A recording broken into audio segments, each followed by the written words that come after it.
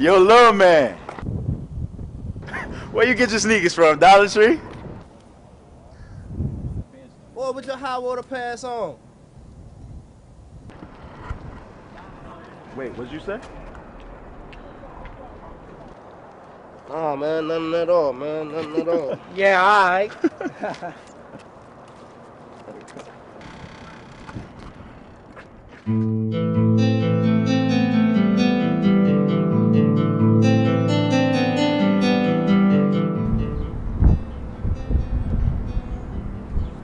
About 160,000 students stay home on any given day because they're afraid of being bullied. Bullying can take place from anywhere from middle schools to colleges and even at the workplace. But is bullying as black and white as people make it seem? I'm host Megan Felix, and today we'll be taking a deep look into bullying from all sides of the story. But first, let's get a definition of bullying. My definition of bullying would contain a couple components. One would be that it was repetitive. Another would be that there is power over, so the bully would have some power over the victim. And the age could be a bunch of different things as far as power. And power over, repetitive, and that they meant to be hurtful. As a person that disciplines, I'm here to help the individual with the social emotional aspect of it. But if it does, call for a discipline action, then I will send them to his or her assistant principal. Like, it was times when like boys would do like wrestling moves on me and do like tombstones, like because I used to be small and they used to make fun of me because I was short. So they would do like wrestling moves on me and kind of like just mess with me like a lot. And then it was one altercation where it was just like they just went out of control, like threw me in a mud puddle and was just like acting crazy, like, and just it's just, I remember that and then everybody blamed me for, it was like my fault. I was messing with everybody. And then since it was a private school, like they actually believed it, like. Well, basically when I was like, I think it was around 5 years old, and I went to the school and there was a little girl in particular, and she didn't, well, when I would try to go and play with her, she'd be like, I don't want to play with you. I'm trying to remember if she really said because you're a different color than me or something like that. And then I think she also said another time like, oh, my mom doesn't want me to play with you. And so I just basically remember, that happening, and I was, upset like pretty much any kid would be. Bullying has become so common that you can find it anywhere on TV, from cartoons to movies. The victim usually becomes the superhero or the protagonist, so the audience can relate to the victim and despise the bully.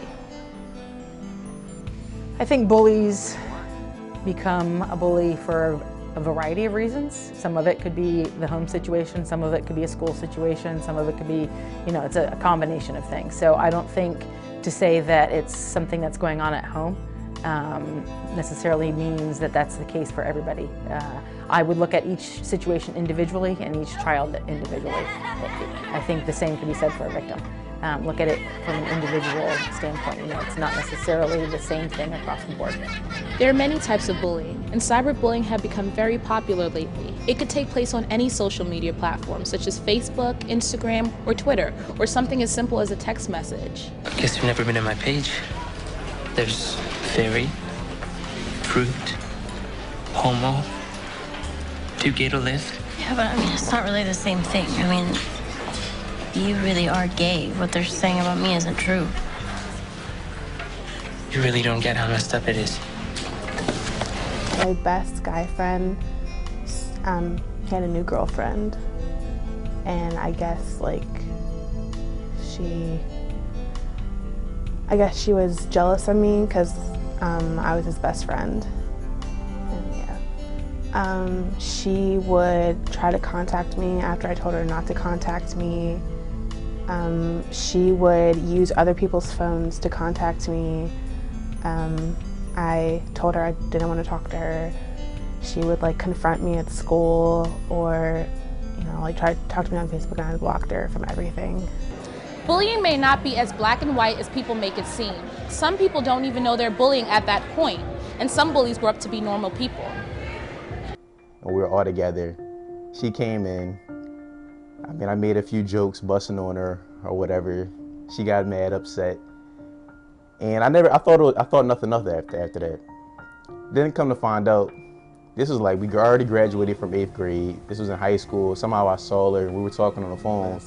And then she was like, do you remember in 5th grade when I had that jacket and you just talk bad about me, busting on me, everything, made fun of me, embarrassed me? She was like, I got that jacket for Christmas. My mom bought that for me. And then after you busted me that day, I never wore it again. My cousin, use her example, Corey was, like I said, she was chubbier. So I was called, oh, you're fat, oh, you're never going to be amongst other girls who are just like us. I mean, you can't play with us. You're not allowed over here.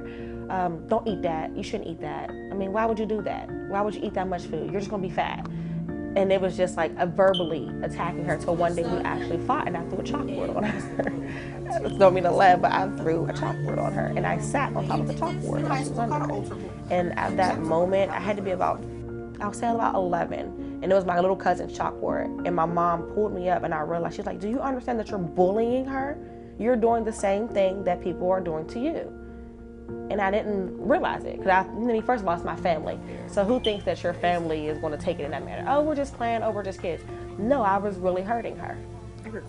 When I would see her, I would bump into her, like go past her and look at her, have slide remarks to her. When she was eating, I would walk and sit where she's sitting, just look at her. And I ended up making her cry and saying some things that would be threatening, and she ended up taking me to the, not authorities, but the principals and administrators. Some people may start off as the victim and then later on become the bully, or vice versa. I've had moments where I prayed that God would make me different, or that I could be accepted by other girls. Because I literally did not have friends, and the friends I had were not real friends. And I just wanted to look like the other girls. I wanted to cheerlead, I wanted to wear skirts, I wanted to wear flip-flops, I wanted to wear my arms out, and I couldn't.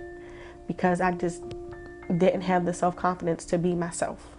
I stole one of the knives out of my drawer and brought it to the school bus. And I pulled it out and told him to stop messing with me. And he told on me, and I got put up for expulsion. Every 7 minutes, a child is being bullied. 85% of the time, there's no intervention. A lot of times we hear that the witnesses are responsible for helping the victim, but what are we supposed to do? That would be part of the problem, and why nothing is being done about bullying, because nobody speaks up. Adults, I think, need to step up and take some action. I mean, honestly, if a bystander came up and told me what I was doing, at that point in time, it probably wouldn't have no effect. I probably would have continued being a bully, honestly. In the gym class, 10th grade, we were sitting there and some of the classmates had to do a dance so that they could get participation grade. The dance it had to be for Soldier Boy, and we were going to get graded on it. We had to make up a dance. And my group did it, and then the Caucasians had to do their part of the dance. And a girl didn't really know how to dance. So someone in my group took upon herself to make jokes on that person while everybody was there and made everyone laugh. And I was a part of the people that were laughing. It was funny, but the girl didn't really think it was that funny, or the rest of the females that were in the group didn't find it funny. Bullying situation that I witnessed was when I was younger in elementary school. I remember that when I was on the bus, it was this kid that will always come in, and he wasn't, the popular kid in school. He wasn't really, nobody really liked him that much. But when he got on the bus, people would make fun of him, talk about how much he smelled. And as a kid, I really didn't know what to do. I pretty much just watched it happen and didn't say anything, no matter how bad I felt about it. I just didn't say anything about it. I'm not sure if I agree that they're just as responsible. I think there's a responsibility that they have to stand up if they're able. Some of them don't know how to do that. And one of the things that we do here is we talk in health classes about that, how to stand up. I think that that's one piece that's been missed a little bit. in trainings with talking to students about being bullies, about being victims. We've missed the bystanders, you know, and if people stand up and say, I'm not going to put up with this, I'm not going to watch this, or, you know, go over and get their friend and say, come on, you know, that's standing up. And I think that's being a responsible citizen, responsible student, in a different, I guess they're connected, but not quite as responsible. They're not the ones doing it, but they still have a responsibility to try to do something or go get an adult if they're not comfortable. If someone were to say that I'm just as responsible as the bully, I would say you're perfectly right. I really am just as responsible. If someone is in that situation and you don't do anything, that's on your conscience as well, because if you did say something, you could be the one to stop that situation from occurring. If someone doesn't have the voice to do it themselves, someone who does have the voice could stop it, just like that person that's being bullied. So I could have been that person to stop that. I could have been the leader of the situation. I would say yes, I do feel partially responsible, because I could have either told the bus driver what was going on the bus, and I could have told him, you know, what the kids were saying, and maybe he would have did something about it. So, yeah. Some victims may or may not tell their parents or any person of authority. She had come home and shared with us that the girls didn't want to play with her, no one wanted to sit with her, no one wanted to interact with her doing science, and science was a hands-on activity, so she couldn't get anyone to be her partner. And every time she would try to engage herself with these students, they would move away from her or run away from her or just try to ignore her. And I got tired of that happening over and over. So my husband went to investigate on his own without my daughter realizing that he was there watching her during playground or recess time. And he had gotten very emotional because he saw firsthand how she was being treated. So we talked about what we needed to do, and that started everything rolling. When she was, I think when she first came here, she was about 7 years old, and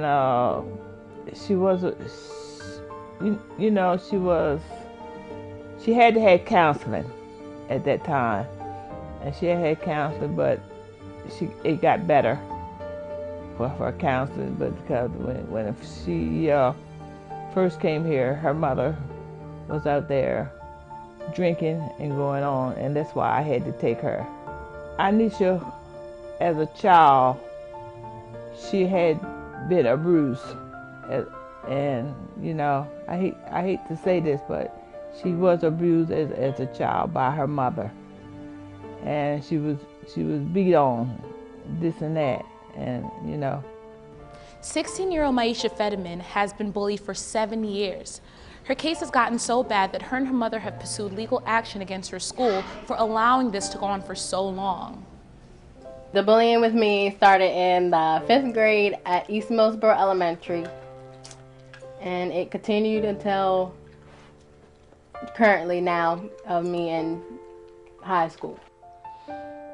My emotions, they ran every which way. It was hard, you know. I wondered why, you know. It happened to her, it happened to me, but I just couldn't figure it out because Somebody you recording in? she wasn't raised like I was raised. And I just couldn't understand. You say you're a person's friend, and then one minute you're the friend, the next minute you're turning on them, and the things that she's going through, it was nonsense. My hair is longer than yours, my clothes is better than yours, you know. I know. The worst thing that ever happened to me was on May 10th of 2012, where I got chased by 9 other girls, and I had to get sent to the hospital because I was like having an anxiety attack, and I had like a really bad headache, so I had to get sent to the hospital, and yeah, that was the worst. I didn't feel good about it. We had 2 circles, and there was a small circle and a big circle. And I was in the smaller circle, and some of these other girls were in the circle with me, and then there was another big circle, and some of the girls were in the bigger circle. But anyway, one of the girls particularly, she was in my circle when we were about to start the dance, and I was like, but anyway, this boy was standing next to me, Nick, he was standing next to me, and I was like, you need to get out of my circle, whatever, but we were just playing around, and I'm always playing around with people. And anyway, she thought I was talking to her, but I wasn't, and I was talking to him, and she took it the wrong way. I was like, I know that B ain't talking to me, and blah, blah, blah, and she just went on. And I told her, no, I wasn't talking to you, and then, yeah, it proceeded, and then I ended up getting chased. The school has not helped us.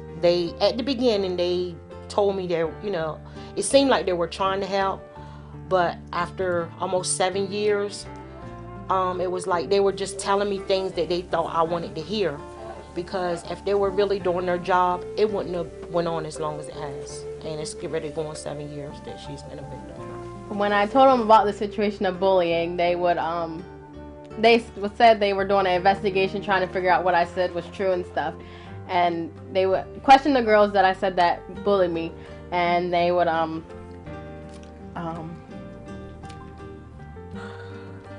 just go through an investigation saying they're trying to figure out if the stuff I said was true or not, and then they would say they didn't find anything, and they would just disregard it. At first, yeah, they were trying to do something about the bullying, but I don't think it was enough. It wasn't like really, I know. What's the word? Intensive. Like it wasn't like they weren't putting through enough effort to like stop it. If they've reported it, if the victim has reported it, say to a principal, the principal's dealt with the situation and they've not heard anything. Principal's knowledge is that it's gone, and that's the best that, and that things have been dealt with. The victim may not know what the principal's done, and may assume nothing was done, but although they did something, it was just ineffective. So I would say follow up with the victim, later, check in, how are things going? And if they're still struggling, then obviously things need to change, and there needs to be some more conversation, something else, more consequences, something that needs to change. But making sure the victim feels supported, I think, is crucial, and that's a key to helping them and strengthening what they need. The bullying has affected the family. Oh, I don't even know where to start. It's been a strain on her dad, me, family members, her mainly. Thank God I don't know how in the world she's done it, but she's strong. She continued to keep her grades up, She's a A and B student, honor society, and she's done took 2 college courses. So I ask all the parents, just keep on your kids and stand by them. Listen, mainly listen. If they come home and tell you something, investigate. Investigate. Like, I don't care about what people say. So, I'm just happy that I'm me, and I'm happy that who I am, and so I don't let other people change that. Bullying can have the most deadly results. Bullying doesn't occur because someone thinks it's cool or may want attention. Sometimes the bully doesn't even know he or she is bullying until it's too late or the damage has already been done.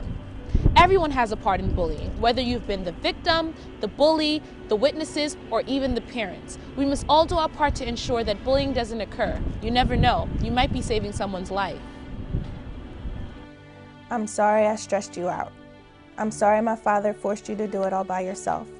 I'm sorry you saw him whenever you looked at me, and I'm sorry the thought of that alone drove you to insanity. I'm sorry you enjoyed the practice more than the responsibilities. I'm sorry alcohol was a better entertainer than a 7-year-old and a 1-year-old baby.